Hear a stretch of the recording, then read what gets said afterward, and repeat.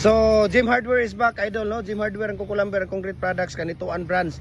Ayan, kung maganda talaga ang ating molder, maganda din talaga ang quality ng gawa natin, mga idol. Tingnan ninyo. Ito po ay 4x4 by 6 feet po na dragon fruits concrete post po, no? Ayan. So, we can ship nationwide po, mga idol, no? Ito po yun, no? Mga nagagawa nila ngayong araw na to, no?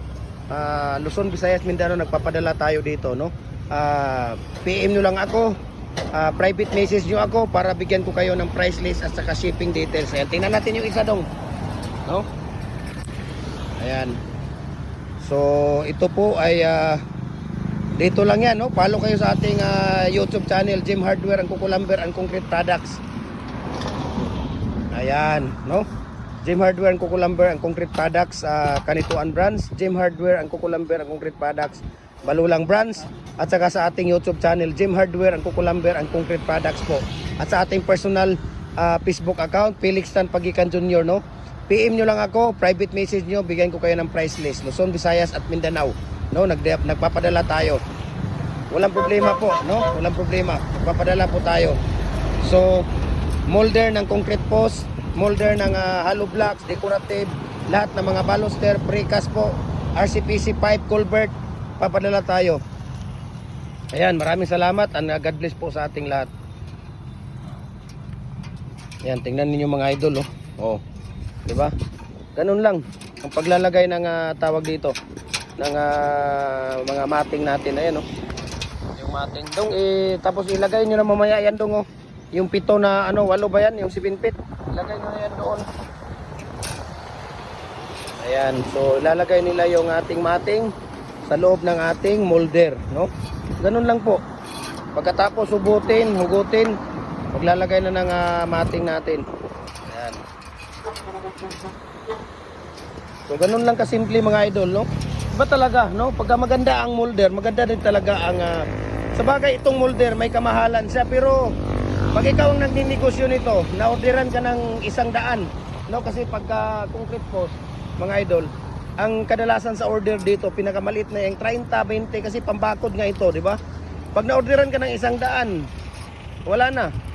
Tapos na yung puhunan mo sa molder mo, mayroon ka pang ginansya, mayroon ka pang profit doon, no? Ang laki ng mo dito, idol.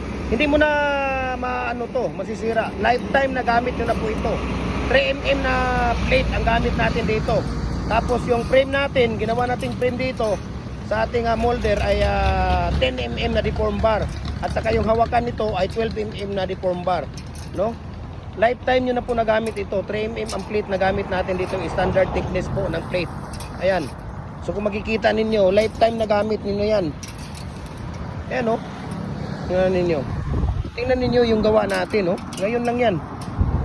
Ang ganda, ang galing, no? Pag maganda ang gawa natin, maganda rin talaga ang kalalabasan ng ating quality ng ating dragon fruit concrete post. Ayan. So, dragon fruit concrete post po, no? Ayun, no? Ang dami nating tawag dito, no? Kung hanap ninyo ay quality, dito na kayo sa Gym Hardware, ang kukulamber, ang concrete products, kanituan brands. Dito lang po yan sa near Bulao Bridge. Ayan, sa kanituan. Papunta kayo ng Ipunan, kung galing kayo ng Pagatpat or kanituan, bago magtulay ng Bulao Bridge. Ayan, makikita ninyo yung ating tindahan left side. Pag galing naman kayo ng Ipunan, right side siya, no? Pangalawang tindahan, pangalawang hardware. Ayan, makikita ninyo. Ayan, no? Dragon fruit, tingnan ninyo. Nagpapadala pa yung customer natin ng dragon fruit niya, no? Dito in order yan yung post na yan. Okay, so maraming salamat po sa inyo, no? Ayan. Ayan, no? Oh. Dami nating mga season ngayon na mga dragon fruit post at saka pins concrete post natin. Okay? Ayan, no?